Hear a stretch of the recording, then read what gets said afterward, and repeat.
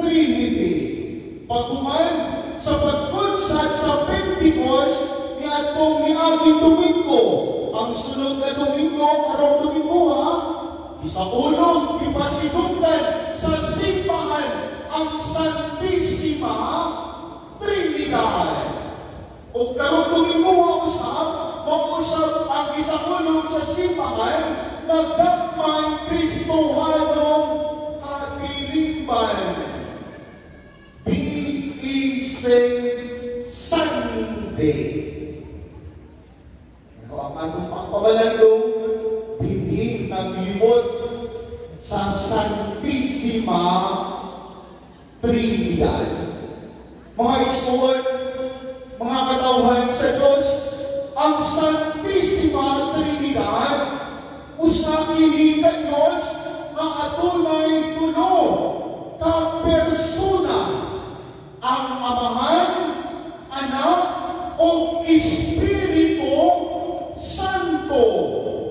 Usa ka Diyos o tulo ka persona, misteryo alang sa pagsabot sa mga tao, misteryo alang sa panghuna-huna sa mga tao. Nganong gitawag o misteryo ang Santissima Trinidad? Nganong misteryo mga igsoon? Kay diin ini matungkad sa rason, sa una-huna, sa salabutan sa mga tao. Kay kung matungkad nimo ang Santissima Trinidad, diya sa imong rason o panguna-huna, pili ka na Diyos Amahan, pili ka na Diyos Anak, pili ka na Diyos Espiritu Santo. Kay matungkad naman sa imong salabutan o una-una, pusa ang Santissima Trinidad nagpabiling ini ng misteryo. Pero kung nagpabiling ini ng misteryo, angay natong sabton, angay natong tawaton. Kaniniha sa hulagway sa matematika, umuingon ta 1 plus 1, wait, tubag mo, 1 plus 1, 2 plus 2. Ano kanyang hulagway, kamatuoran sa matematika, masabtan na to. Ang mga kamatuoran, pero kung muingon ka, biha sa misteryo sa Santissima Trinidad, kung muingon ka, 1 plus 1 plus 1 equals, sabi na katriman, muingon di ba, adunay, tulong ka Diyos o tulong ka persona? Uspon, 1 plus 1 plus 1 equals misteryo.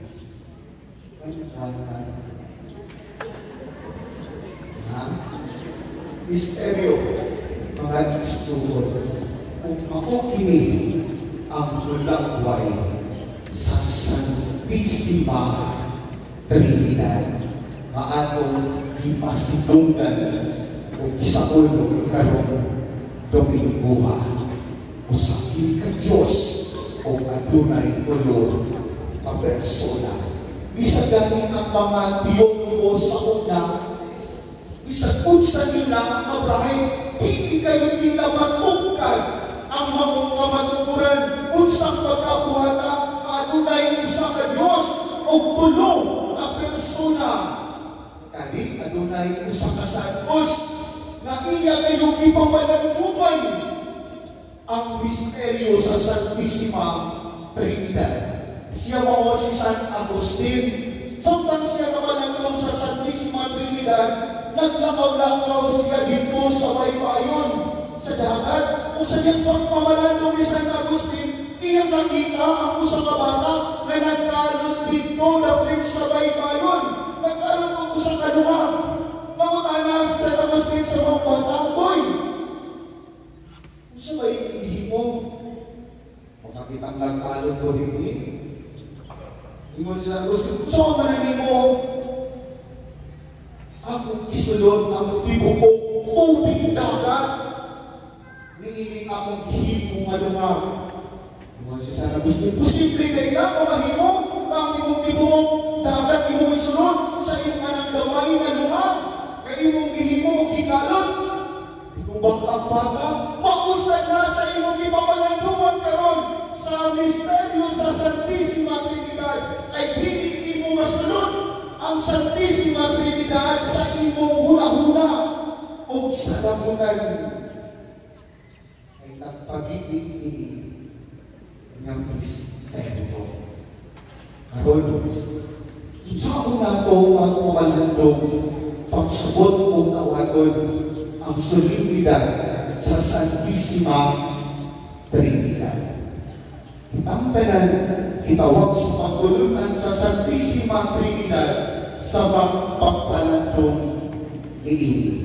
Una, the Holy Trinity History. Kamaturan, ang Santisima Trinidad, kamaturan dini, God revealed Himself to us. The Holy Trinity revealed, ipadayag ang Santisima Trinidad sa kalibutan, sa kinabuhi, sa tawagani, sa unang pagbasa, at kung nadungog ang isa-isa yung iasoy, na ang Diyos Amahan mo'y naghimo sa kalibutan, the Creator, ang Diyos Amahan. Kami, sa balaang kasulatan, atong nadungog na ang Diyos Anak, kung saan papel sa Diyos Anak? Uy, kung saan papel sa Diyos Anak? Nagsyakoy daw mo na kay Paul. Ha? Kung saan papel sa Diyos Anak? Kaya na ba mo sa Diyos Anak? Itsa ba ng Diyos Anak si Iboloy? Naging beso, I am the Son of God! Ito na. Ha? Jesus Christ. Si Jesus ang Diyos Anak. Kung si Jesus ang Diyos Anak, kung saan iyang papel sa pag-ani sa kalibutan, magluwas. The Savior, bago pa sa walang kasulatan, sa sulat ni San Juan, chapter 3, verse 16, for God so loved the world that He gave His only begotten Son, for those who ever believes in Him might not perish, but have eternal life. Diyos Anak, ako ang manluluwas, the Savior. Karon, ang makumpleto ang Santisima Trinidad, ang Diyos, Espiritu Santo, na atong ipasakuplan niya atong Domingo, pabukang Pentecoste, ang pagkayap, ang pagkunsad sa Espiritu Santo, manto sa mga apostoles. Kung atong isay, atong nadumog, nag-iasoy o isay-say ini sa Ebanghelyo, ang Espiritu sa kamaturan, mauhimot-ulpol ka nato nganto sa kamaturan. Ang kompleto na, ipadayag na ang Santisima Trinidad. Kamaturan na diling hinimo sa tao, kamaturan na diling inimento sa tao, kamaturan na mausap ang atong gitunguhan. Sa atong Kristohanong pagbuo ang pagpadayag sa usa ka Dios na adunay ulo ka persona. Ang una, the Holy Trinity is true. Pangalawa, the Holy Trinity is our identity. Kini aduna ako'y daw mapalangot ini. Ang Santisima Trinidad, mausap ang ginikanan sa atong pagkatao. Our identity. Because ano ba na ang Santisima Trinidad makuha ang atong identity? Because we are baptized in the name of the Trinity. Ikaw kibunyakan sa ngalan sa Amahan, sa Anak, sa Espiritu Santo. Kani kuman ini sa aduna may bunyag paghimuon ang ato igsoon na mariner bunyagan nato nasulat dito. Pagito na mo ang formula sa Santisima Sanctissima Trinidad, I baptize you in the name of the Father, and of the Son, and of the Holy Spirit. That is your identity. Na ikaw, Kristiyano na o Katoliko. Ikaduha, the Holy Trinity is our identity because we are blessed in the name of the Holy Trinity. We are commended. When we die, when you die, you are commended in the name of the Father and of the Son and of the Holy Spirit.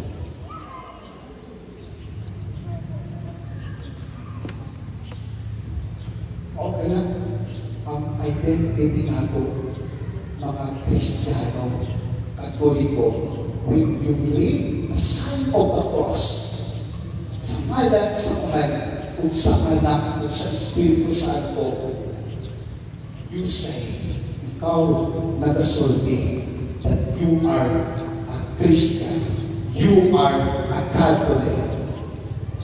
When you pray, you begin the sign of the cross. Kung kayo ako ka na, ang atong identity, isip ko sa ang Katoliko. Dahil, naobserbahan namin karon, murag ikauwaw naman nato ang pagpakuros. Diba? Okay, so, labi na, kung wala kami na sa mga pangpublikong lugar, ikauwaw nato ang pagpakuros. Alam mo sa kayo kita ang mga public transportation, kung sa'yo buhat mo nimo, mamuros ka magpanalingan ka sa ginodya sa pagbiyahe. Kung sa'yo buhat mo nimo, kung dihilingi kang babay na makita. Kaya naman, mauumang ka man ay makakita nimo na mamuros ka. Sakto, ay nabuhat sa na ako sa wala ko na pari. Sinkalista pa mo ay wasa kanila kung sa kayo mo kinarte. Dagdag mga tao, mamuros.